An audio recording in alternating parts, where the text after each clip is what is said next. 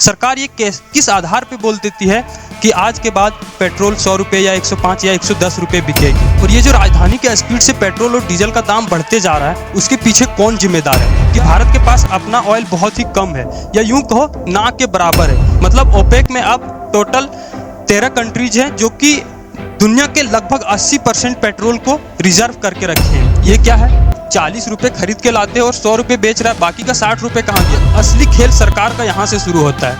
यहाँ पे आप देखिएगा 19 रुपये ले रहे हैं सेंट्रल गवर्नमेंट और 15 रुपये ले रहे हैं स्टेट गवर्नमेंट। आपको सीधा सीधा नजर आ रहा होगा कि इसमें तो हमारा गवर्नमेंट ही जिम्मेदार है। क्रूड ऑयल जिस प्राइस पे मिलना है वो तो मिलेगा, जो रिफाइनिंग कॉस्ट लगने वाला है वो तो लगेगा, लेकिन सरकार इस टैक्स को तो कम कर सकती है। और जैसे ही सरकार बदली, दूसरे पार्टी की सरकार आई है, तब से पेट्रोल के टैक्स बढ़ता ही जा रहा है।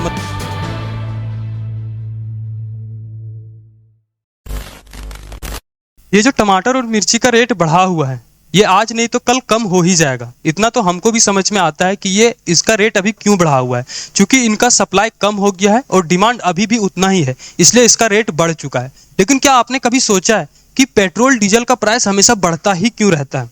जिस स्पीड से पेट्रोल और डीजल का प्राइस बढ़ता है, उस स्पीड से कभी कम नहीं होता है। तो आज के इस वीडियो में हम जानने वाले हैं कि आखिर पेट्रोल और डीजल का प्राइस फिक्स कैसे किया जाता है। सरकार ये किस आधार पे बोल देती है कि आज के बाद पेट्रोल 100 रुपये या 105 या 110 रुपये बिकेगी। और ये जो राजधानी के स्पीड से पेट्रोल और डीजल का दाम बढ़ते जा रहा है, उसके पीछे कौन जिम्मेदार है? क्या सरकार ही इसके पीछे जिम्मेदार है? और अगर हाँ, तो क्या सरकार इसे कम नहीं कर सकती है? मतलब पेट्रोल के प्राइस को हम पूरे डिटेल में समझने वाले हैं, तो बने रहिए वीडियो के एंड तक। मैं शहीद जफर स्वागत करता हूं आप सबका Z+ में। चलिए वीडियो को शुरू करते हैं। सबसे पहले हम समझते हैं कि पेट्रोल प्राइस को डिसाइड कैसे किया जाता है। तो सबसे पहले petrol price in 3 major factor पे डिपेंड करता है। पहला क्रूड ऑयल प्राइस, दूसरा रिफाइनिंग कॉस्ट और तीसरा है टैक्स। इन तीनों को एक एक करके समझते हैं कि ये क्या है। जैसा कि हम सबको पता है कि भारत के पास अपना ऑयल बहुत ही कम है, या यूं कहो ना के बराबर है। ऐसे में भारत में जितना भी ऑयल खपत होता है, उसका 84% भारत बाहर के देशों से ऑयल को इंपोर्ट करता है।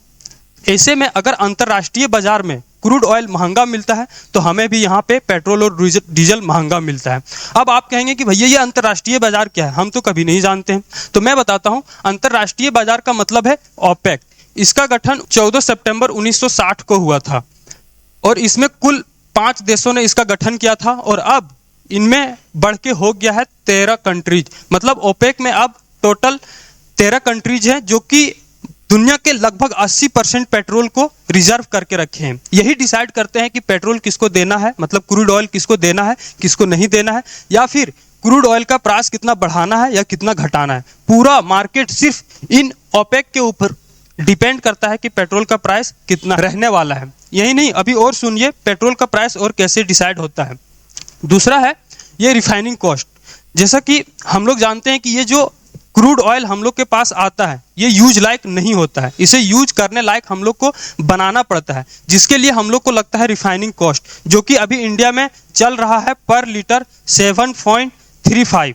इसके आसपास कुछ हमें पर लीटर रिफाइनिंग कॉस्ट लग जाता है। और ये प्राइस हमेशा बढ़ता ही रहता है, क्योंकि जिस तरह से लेबर कॉस्ट, एनर्जी कॉस्ट बढ़ता है, उस तरह से रिफाइनिंग कॉस्ट बढ़ते रहता है। और तीसरे नंबर पे आता है टैक्स।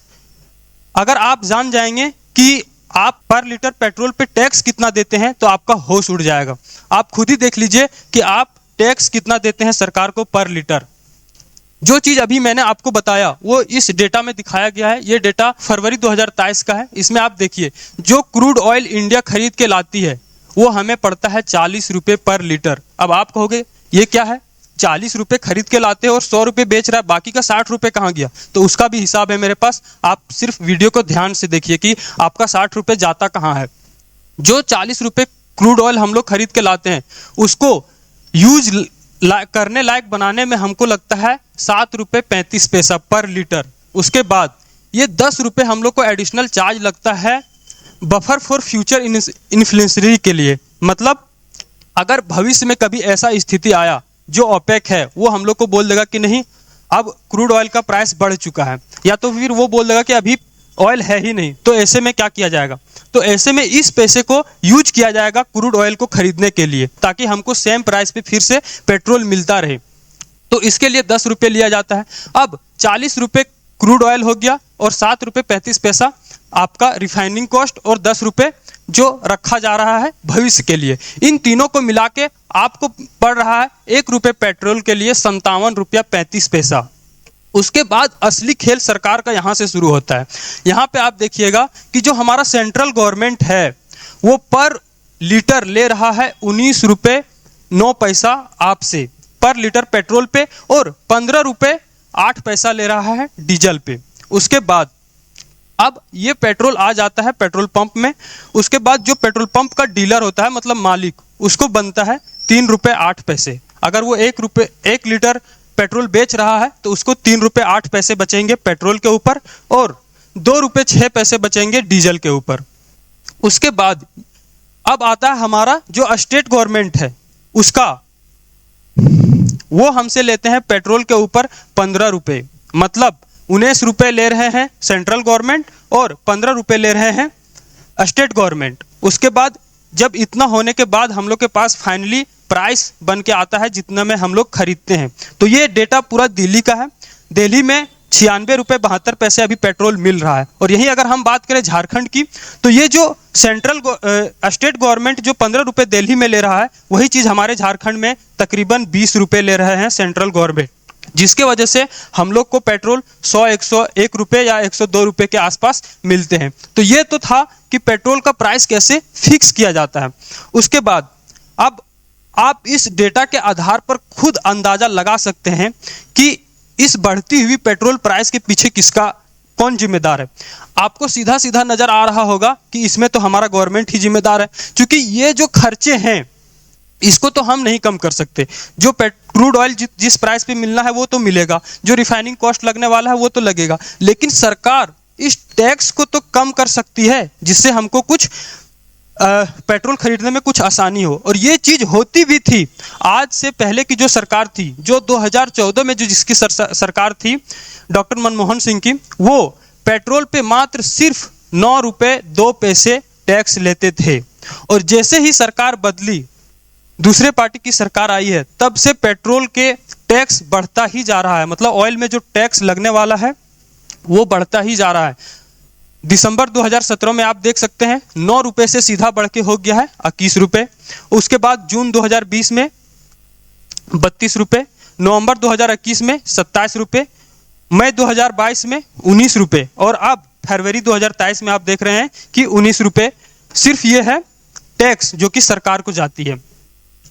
अब आप कहेंगे क्या सरकार ये पैसे हमसे लूट रही है? तो जी नहीं। सरकार अगर हमसे इतना टैक्स ले रही है, इसका ये मतलब है कि वो पैसा कहीं ना कहीं यूज हो रहा होगा।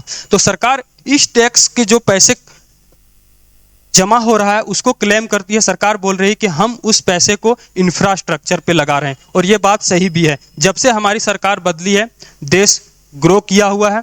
हम देख रहे हैं कि हमें रोड देखने को मिल रहा है, अच्छे अच्छे बिल्डिंग्स बन रही है, और आप देख रहे हैं कि भारत उन्नति की ओर जा रहा है। मतलब सरकार हमारे पैसे को अपने जेब में ना डाल के हमारे ही देश को उन्नति करने में लगा रही है। ये बात आप झुठला नहीं सकते हैं। आप खुद भी रिजल्ट देख सकते हैं कि भारत कितना ग्रो किया हुआ है। बाकी आप खुद समझदार हैं। आप चैट बॉक्स में जरूर लिखें कि क्या सरकार हमें सच में लूट रही है टैक्स के जरिए, या फिर उस पैसे को सही जगह यूज किया जा रहा है। कमेंट बॉक्स में आप अपना राय दीजिएगा। आज के वीडियो में बस इतना ही। मिलते हैं अगले वीडियो में। तब तक के लिए keep learning and be happy.